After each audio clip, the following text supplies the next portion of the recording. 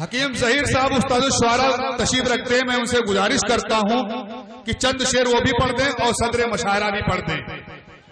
حضرات آپ کے تعاون سے یہ آج کا مشاعرہ بہت کامیابی کی منزلیں طے کرتا ہوا اختتام پذیر ہوگا۔ خصوصاً اس میں صدر محترم اور ناظرین مشاعرہ کی جو علم کی فراست تھی اس کی وجہ سے اس میں کامیابی ہوئی۔